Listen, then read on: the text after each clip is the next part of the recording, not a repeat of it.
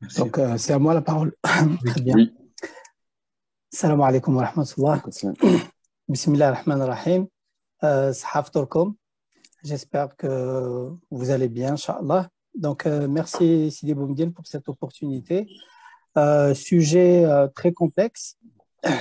Euh, je préfère, avant de commencer le sujet lui-même, de, de rappeler un certain nombre de choses, donc de faire une petite introduction, notamment par rapport aux différentes approches d'exégèse des signes coraniques ou du texte coranique, et également une petite introduction à propos de la physique.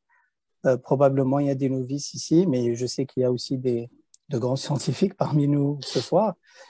Donc, rappeler un certain nombre de choses par rapport à la physique pour situer un peu cette nouvelle approche qu'on pourrait éventuellement entamer pour comprendre le texte coranique.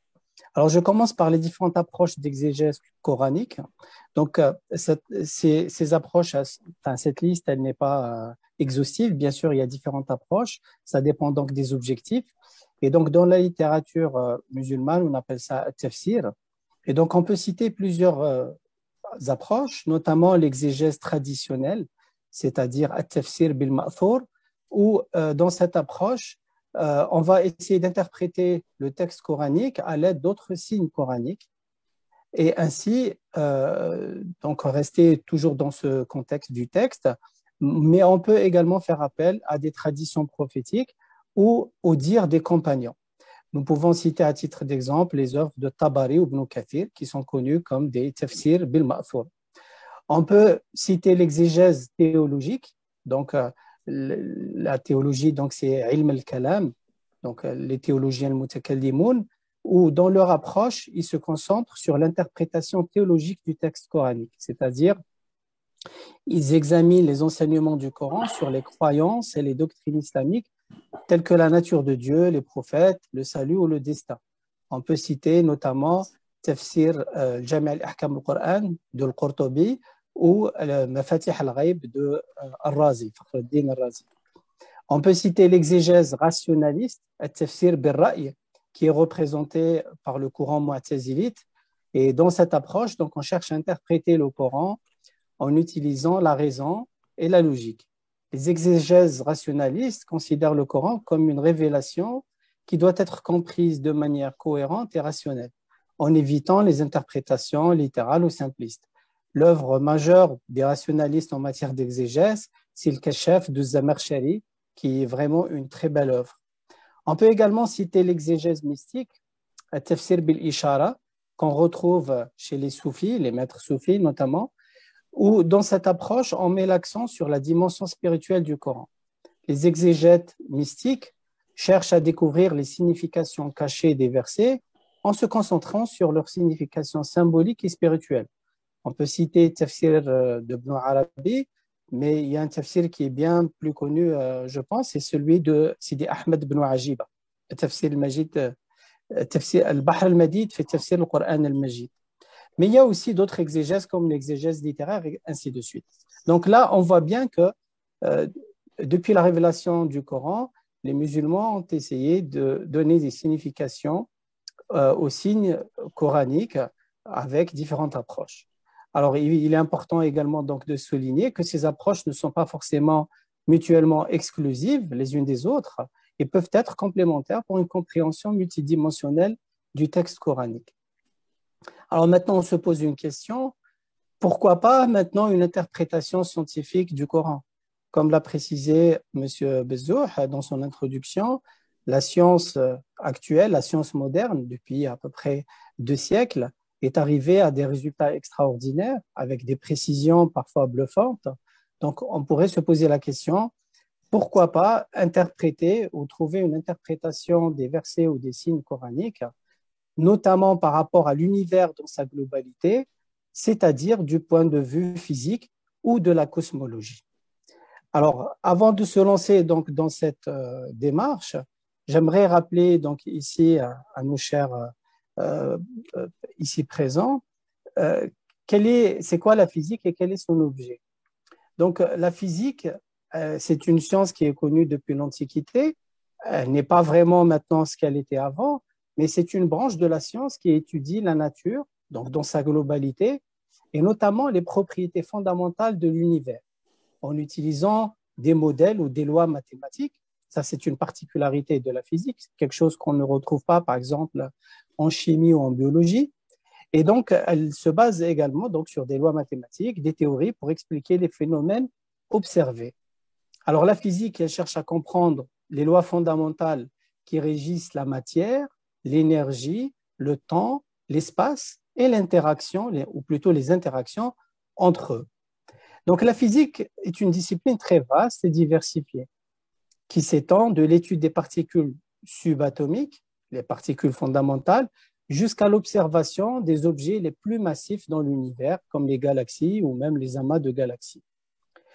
Alors maintenant, pour essayer de simplifier un peu les choses par rapport à la physique, parce que c'est une discipline où il y a beaucoup de sous-spécialités, notamment aujourd'hui, je vais essayer de dresser un paysage relativement simple de la physique dans sa globalité pour essayer d'arriver à notre réflexion de trouver une signification de certains signes coraniques par la physique. Donc, pour simplifier les théories de la physique existante, parce qu'il y en a beaucoup, disons que le paysage de cette science féconde peut être cerné avec seulement deux échelles. L'échelle temporelle, le temps, pardon, l'échelle des distances plutôt, donc la taille des objets qu'on va étudier et leur vitesse. Donc, on a deux axes. D'une part, la taille des objets qu'on va étudier, s'ils sont microscopiques, subatomiques, ou ils sont macroscopiques ou à l'échelle cosmique. Et d'un autre côté, donc sur une dimension, disons, transversale, l'échelle des vitesses. Donc, est-ce que ces objets ont des vitesses très grandes ou très petites? Et le point de comparaison ici, c'est la vitesse de la lumière dans le vide. Alors, avec cette classification, on peut aboutir à quatre catégories de la physique ou quatre branches de la physique, quatre branches majeures. Donc, on a d'abord la physique qui s'intéresse aux objets macroscopiques, donc à l'échelle humaine, disons, et plus. Donc, c'est des objets qui ont des tailles très grandes par rapport, par exemple, à l'échelle atomique. Donc, l'échelle atomique, c'est l'angstrom ou le nanomètre, donc 10 puissance moins 9 mètres. Et donc, des objets macroscopiques, mais avec des vitesses très faibles. Donc, ils ne se déplacent pas à des vitesses proches de la vitesse de la lumière. C'est comme la vitesse d'un être humain, d'un guépard, d'une voiture et même d'un avion ou d'une fusée. Parce qu'il faut rappeler que la vitesse de la lumière dans le vide est une vitesse limite, donc qu'on ne pourrait pas dépasser, et elle est de l'ordre de 300 000 km par seconde. Donc, c'est une vitesse très, très grande, vraiment très grande. Donc, les objets macroscopiques de vitesse faible sont étudiés par la mécanique classique, donc qui a été initiée par Galilée, Newton, Lagrange, Hamilton, ainsi de suite. Alors, restons toujours avec les objets macroscopiques, mais cette fois-ci, des objets qui ont des vitesses très élevées, proches de la vitesse de la lumière.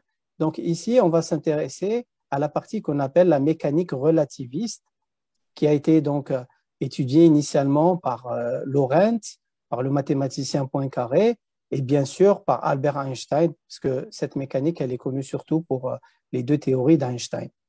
Maintenant, à l'échelle microscopique, on a des objets microscopiques, c'est-à-dire à l'échelle atomique ou subatomique, mais qui ont des vitesses faibles par rapport toujours à la vitesse de la lumière. Ici, on a affaire à la mécanique quantique, donc c'est la nouvelle physique qui a été initiée au début du XXe siècle par Planck, Einstein, Schrödinger, Heisenberg et Pauli. Et à la fin, il nous reste donc une brique, c'est les objets microscopiques, mais qui se déplacent à des vitesses proches de la vitesse de la lumière. Ici, on a affaire plutôt à ce qu'on appelle la théorie quantique des champs.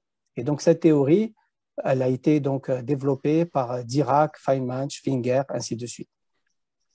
Alors, donc, on a quatre branches de la physique qu'on pourrait donc appliquer pour étudier l'univers dans son ensemble, depuis les échelles subatomiques jusqu'à l'échelle de l'univers dans sa globalité. Alors, on peut noter que chaque théorie qu'on vient de citer, dans son domaine de compétences, elle fonctionne avec une précision inouïe.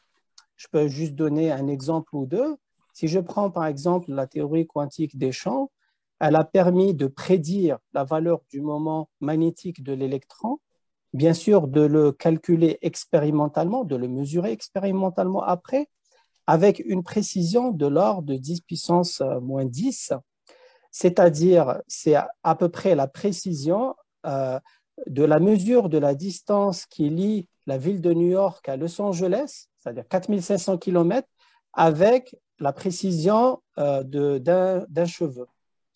Donc 4500 km à un cheveu humain près. Donc c'est des précisions énormes. Donc on voit bien que ces théories, elles sont très fécondes, très précises en même temps. On peut dire autant pour la relativité générale, parce qu'il faut rappeler que, par exemple, Einstein avait prédit l'avancée du périhélie de la planète de Mercure. Donc, on sait très bien que les planètes dans le système solaire ont des orbites elliptiques dont le Soleil occupe l'un des foyers. Le point le plus proche du Soleil pour une planète, on appelle ça le périhélie. Donc, Mercure, lorsqu'il s'approche du Soleil, donc lorsqu'il est à son périhélie, il va sortir de sa trajectoire et s'approcher un peu plus du Soleil. Einstein avait prédit ça avec la relativité. Il a donné une valeur de cette avancée du périhélie et 2 années après, lors d'une éclipse totale, les astronomes ont pu calculer ou mesurer cette valeur et ils ont donné raison à Einstein. Donc, on voit bien que les théories physiques, chacune dans son domaine de compétences, elles sont ultra précises.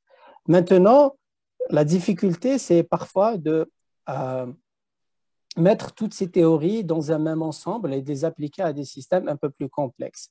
Alors, ceci dit, j'aimerais bien rappeler un certain nombre de choses par rapport aux théories physiques actuelles pour ne pas se lancer aveuglement dans cette démarche d'interprétation des signes coraniques par la physique moderne. Il faut rappeler notamment que, par exemple, il n'y a jusqu'à présent, après un siècle de l'avènement ou de la naissance de la mécanique quantique, jusqu'à présent, il n'y a pas un consensus quant à l'interprétation philosophique de la notion de mesure dans la mécanique quantique. Et ça, c'est quelque chose de vraiment fondamental. Il faut rappeler aussi que la mécanique quantique et la relativité générale d'Einstein, elles sont largement irréconciliables comme théorie, c'est-à-dire on ne peut pas les appliquer en même temps parce qu'on a l'occasion justement de faire cette approche, notamment pour les objets hypermassifs de taille subatomique comme les trous noirs. Et donc, dans ce genre de problème, on voit bien qu'on ne peut pas appliquer la mécanique quantique, la relativité générale en même temps. On pourra peut-être en discuter un peu plus tard si vous le souhaitez. Et je termine par un troisième point, parce que je vais faire appel dans mes propos, notamment à la théorie de la relativité, qu'elle soit la relativité restreinte ou la relativité générale d'Einstein. Alors, je rappelle ici qu'il y a une fausse idée qui circule dans la culture populaire. Cette fausse idée, elle circule elle circule même dans les milieux lettrés et même chez les physiciens. Et cette fausse idée stipule que la théorie de la relativité d'Einstein est la preuve même d'un relativisme universel, y compris pour la vérité, c'est-à-dire il ne peut pas exister une vérité absolue ou il n'y a pas une éthique absolue. Alors pourquoi ceci? Parce que en fait l'appellation relativité ou théorie de la relativité est une appellation très malheureuse et très malencontreuse, parce que Einstein aurait aimé certainement qu'on appelle sa théorie la théorie des invariants, parce que Einstein justement il cherchait à démontrer que les lois physiques sont les mêmes, elles sont immuables pour tous les observateurs, même ceux en mouvement relatif les uns par rapport aux autres. Et donc, cette appellation fausse qui est restée relativité, elle a induit depuis presque un siècle beaucoup de gens dans de fausses idées par rapport à la relativité et par rapport au relativisme qu'on retrouve notamment en philosophie. Donc, la théorie de la relativité d'Einstein, c'est la théorie des invariants. Ça, c'est quelque chose, c'est une idée très importante qu'il faut garder présente à l'esprit.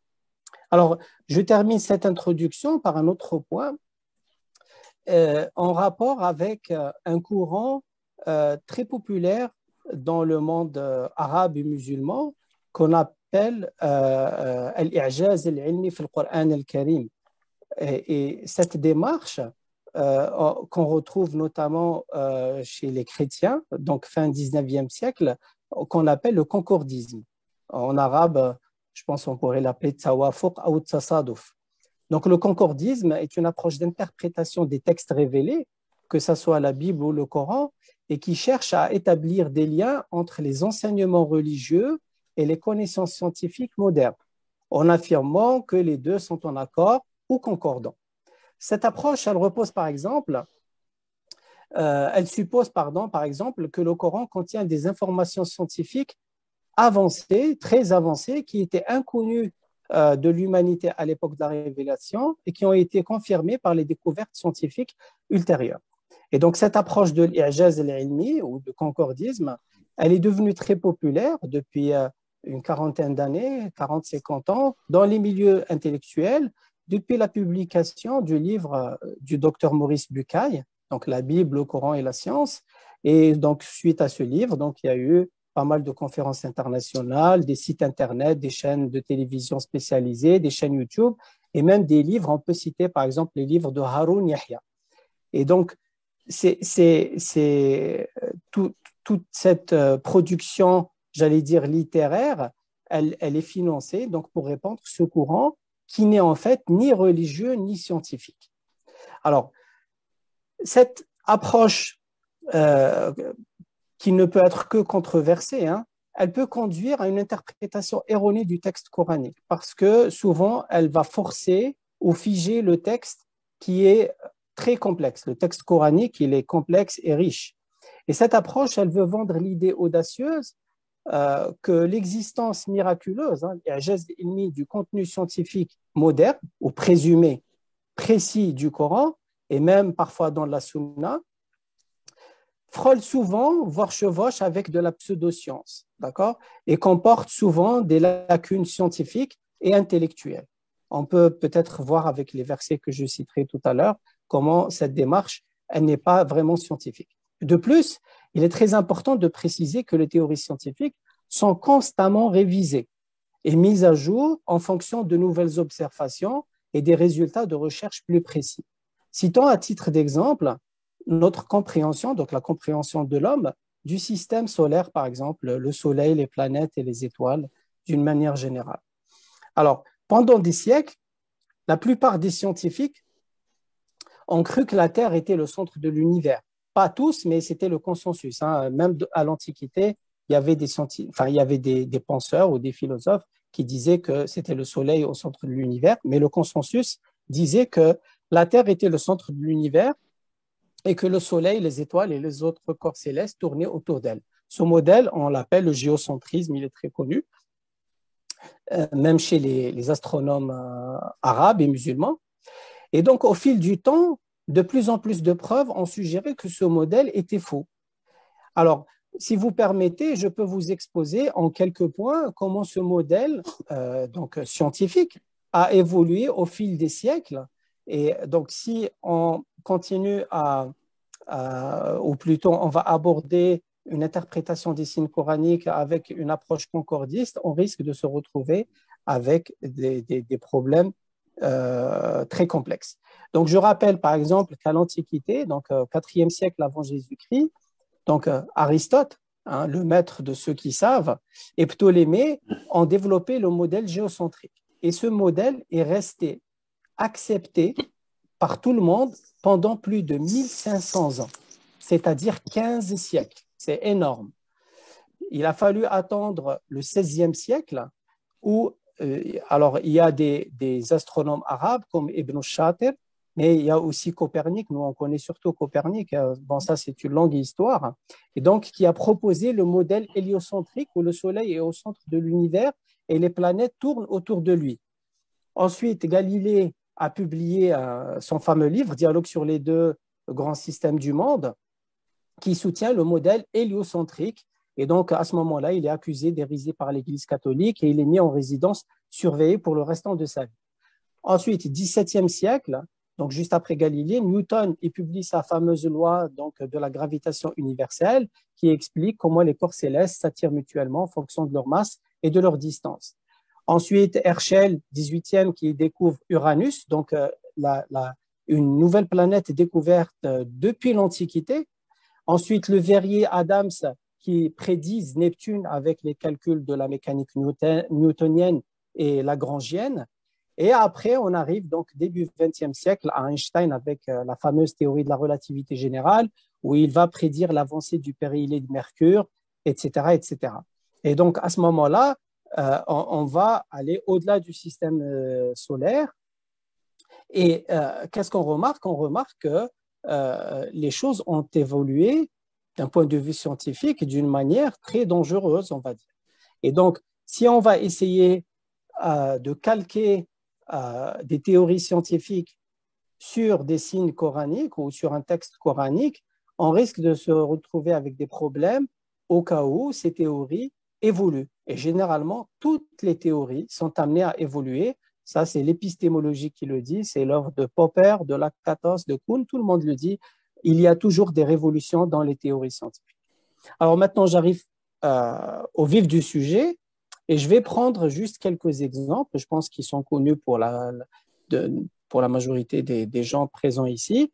Et je vais essayer de faire un parallèle avec le texte et avec les théories scientifiques, notamment physiques, pour essayer de dire, voilà, il y a moyen de comprendre le texte coranique en se basant sur les théories physiques, sans sombrer, bien sûr, dans l'approche concordiste. Alors, premier exemple par lequel je commence, donc je prends un verset de Surat Al-An'am, le bétail. أعوذ بالله من الشيطان الرجيم بسم الله الرحمن الرحيم فمن يريد الله أن يهديه يشرح صدره للإسلام ومن يريد أن يضله يجعل صدره ضيقا حرجا كأنما يصعد في السماء كذلك يجعل الله الرجس على الذين لا يؤمنون. Alors, je vais d'abord essayer de traduire le verset. Alors ici, j'ai préparé des traductions basées sur la version française ou la traduction française du Coran par Jean-Louis Michon. Donc, traduction du verset, celui que Dieu veut guider, il ouvre son cœur à la soumission, c'est-à-dire l'islam, et celui qu'il veut égarer, il lui resserre et oppresse la poitrine comme à quelqu'un qui voudrait grimper au ciel. Pardon. Alors ici, il y a, alors pour ces textes, enfin pour ces signes, parfois il y a des différences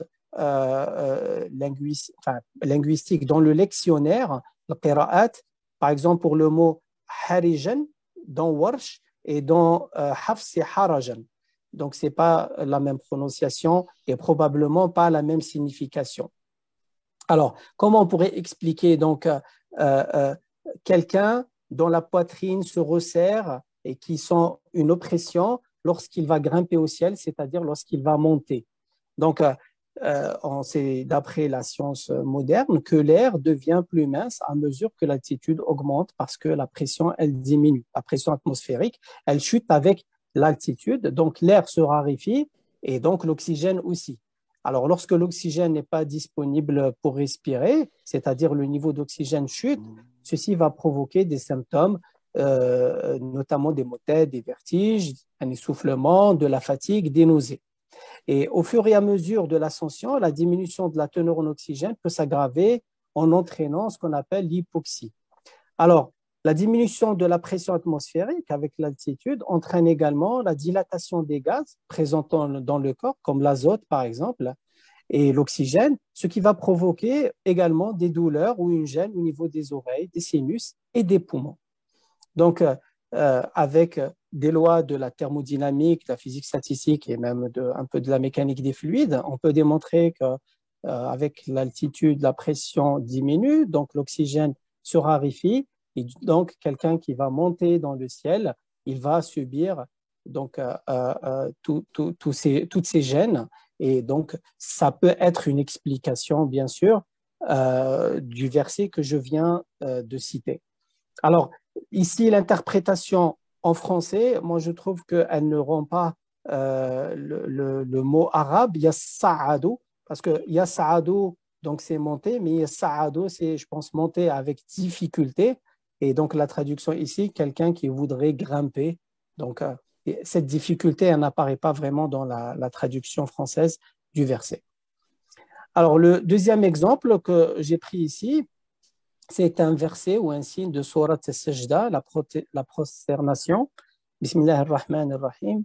يدبر الأمر من السماء إلى الأرض ثم يعرج إليه في يوم كان مقداره ألف سنة مما تعدون. Il y a également un autre verset similaire dans Surat al-Ma'arij, les degrés ascendants. تعرج الملائكة والروح إليه في يوم كان مقداره 50 ألف سنة. Donc pour le premier verset, je traduis. Du ciel, il ordonnance les choses de la terre, puis il fait tout remonter vers lui en un jour, dont la durée est de 1000 ans selon votre compte. Donc, un jour dont la durée est de 1000 ans selon votre compte.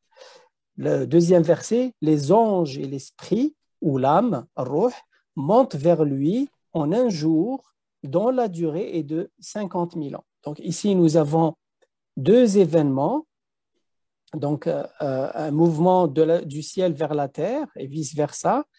Un premier mouvement qui dure en une journée équivalente à 1000 ans, donc 1000 ans selon le temps mesuré sur terre, et une autre journée qui dure 50 000 ans, donc en durée mesurée sur terre.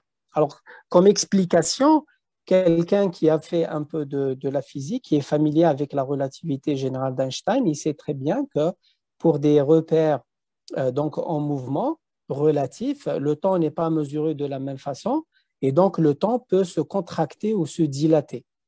Donc, la dilatation du temps en relativité d'Einstein, c'est un concept très important. Alors, d'un côté, vous avez la dilatation-contraction des temps et d'un autre côté, vous avez dilatation-contraction des distances. Alors, pourquoi tout cela? Parce que il y a la fameuse vitesse de la lumière dans le vide qui doit rester absolument constante. Donc, dans cette théorie de la relativité, le temps peut se dilater ou se contracter et il n'est pas mesuré ou il ne s'écoule pas de la même manière pour des observateurs au mouvement l'un par rapport à l'autre. Plus précisément, selon la théorie de la relativité restreinte, le temps semble se dilater pour un observateur en mouvement par rapport à un autre observateur qui est au repos. Alors, ceci signifie que le temps semble s'écouler plus lentement pour l'observateur en mouvement que pour l'observateur au repos. On peut, à titre d'exemple, citer le paradoxe des jumeaux. Si vous voulez, on peut en parler tout à l'heure. Il y a l'expérience de la synchronisation des horloges atomiques, le GPS.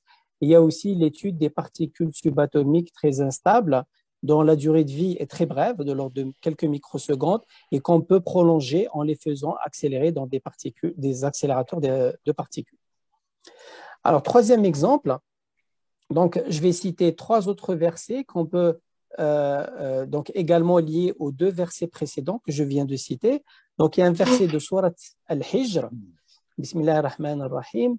وَلَوْ فَتَحْنَا عَلَيْهِمْ بَابًا مِنَ السَّمَاءِ فَظَلُّوا فِيهِ يَعْرُجُونَ. Même si nous leur ouvrions une porte du ciel et qu'ils en fassent l'ascension. Deuxième verset de Surat Saba.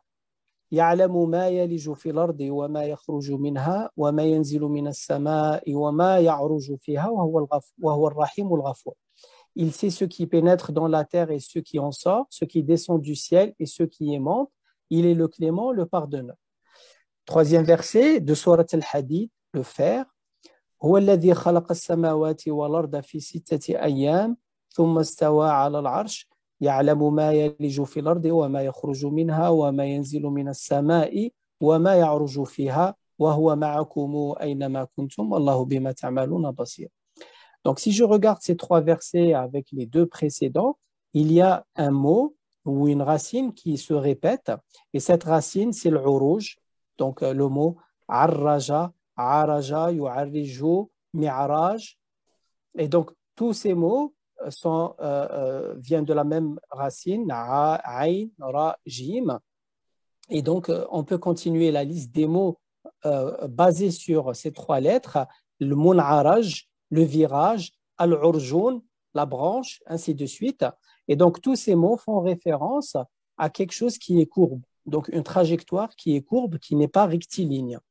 Alors, dans la physique classique, disons, la trajectoire d'un objet massif, elle n'est quasiment jamais droite, elle est toujours courbe. Alors, ceci est simplement expliqué par la présence des forces, qu'elles soient gravitationnelles, résistance de l'air, etc. Mais d'un point de vue encore plus fondamental, c'est-à-dire même en l'absence de forces externes, il faut signaler que d'après la théorie de la relativité générale d'Einstein, l'espace-temps lui-même est courbé par le simple fait de la présence de masse. Donc, la courbure de l'espace-temps lui-même peut faire apparaître une trajectoire courbée. Donc, cela est dû au fait que l'espace est courbé donc, comme je l'ai dit, par les objets, par la présence des objets massifs, tels que les planètes, les étoiles, ainsi de suite. Par conséquent, même si un objet se déplace en ligne droite dans sa région locale de l'espace, la courbure globale de l'espace fera courber sa trajectoire. Donc, tous les mouvements ascensionnels de la Terre vers le ciel décrits dans le Coran utilisent le mot araja, qui signifie donc une trajectoire courbe. Et donc, je pense que d'un point de vue même linguistique, c'est ultra précis comme description. Quatrième exemple, donc un verset que j'ai pris de Surat Al-Anbiya, les prophètes, Bismillah ar-Rahman ar-Rahim, يوم نطوي السماء كطي السجل للكتب كما بدأنا أول خلق نعيده وعدا علينا إنا كنا فاعلين. Alors, il y a une variation selon le lectionnaire de Warsh où le mot kutub est remplacé par kitab. Donc, يوم نطوي السماء كطي السجل للكتاب كما بدأنا أول خلق نعيده. Donc, on passe du singulier au pluriel pour le mot livre. Traduction donc du verset, ce jour-là, nous plierons le ciel comme est plié le rouleau d'un écrit, c'est-à-dire un parchemin. De même que nous avons produit la première création, nous la renouvellerons. C'est une promesse qui nous incombe, certes, nous l'accomplirons. Donc, ce verset est extrêmement riche d'un point de vue cosmologique. On n'a pas vraiment le temps de discuter tous les détails. Mais ce verset est très clair quant au commencement de la création. Donc, il y a eu un commencement de la création. Donc, ce commencement, il est formulé et théorisé dans la physique moderne par la théorie du Big Bang ou de la grande explosion. Une théorie à grand succès puisqu'elle a prédit un certain nombre de choses qui ont été mesurées expérimentalement, comme par exemple le rayonnement cosmique, le rayonnement fossile, qui est une réminiscence de cette grande explosion. Alors, j'arrive à un dernier exemple. Je pense que je vais m'arrêter ici parce que j'ai largement dépassé sur le temps imparti. Donc, un verset de Surat Al-Dhariyat. Bismillahir Rahmanir Rahim. وَالسَّمَاءَ بَنَيْنَاهَا بِأَيْدٍ وَإِنَّا لَمُوسِعُونَ. Et donc, c'est en lien avec le verset de l'exemple 4. Traduction, et le ciel, nous l'avons construit puissamment et nous lui donnons son étendue. Alors, ceci nous fait penser naturellement donc, à l'expansion de l'univers, qui est un concept fondamental en cosmologie qui décrit le mouvement de l'univers dans son ensemble. Donc, selon la théorie du Big Bang, l'univers a commencé à se dilater depuis un état initial extrêmement dense et chaud, qui est le Big Bang, et ça ne s'est jamais arrêté. Donc, l'expansion de l'univers, comme elle a été observée, donc, on connaît très bien l'histoire donc, de la découverte de la loi de Hubble par l'astronome américain Edwin Hubble, le décalage vers le rouge, etc. etc. Donc, je ne vais pas rentrer dans les détails. Même Einstein, il pensait que l'univers était figé, c'est pour ça qu'il a introduit la fameuse constante cosmologique dans ses équations. Bon, finalement, il avait tort, mais bon, cette histoire, elle n'est pas finie parce que si, par exemple, on va trouver que dans l'univers, la densité de la matière elle est suffisamment élevée, l'attraction gravitationnelle, elle va ralentir cette expansion qui est toujours présente jusqu'à ce que l'univers finisse par se contracter sur lui-même dans un big crunch, donc il va s'effondrer sur lui-même. Et ça, c'est le verset de l'exemple 4. يَوْمَ نَطْوِي السَّمَاءَ كَطَيِّ السِّجِلِّ لِلْكُتُبِ كَمَا بَدَأْنَا أَوَّلَ خَلْقٍ نُعِيدُهُ. Donc il y a un retour, hein. Donc il y a une expansion et puis après il y a une contraction. Et donc on peut très bien étayer tous ces versets avec plein de résultats de la physique moderne, notamment de la cosmologie. Donc voilà, donc il me reste un sixième exemple, mais je ne vais pas le citer, je vais m'arrêter. Voilà, merci.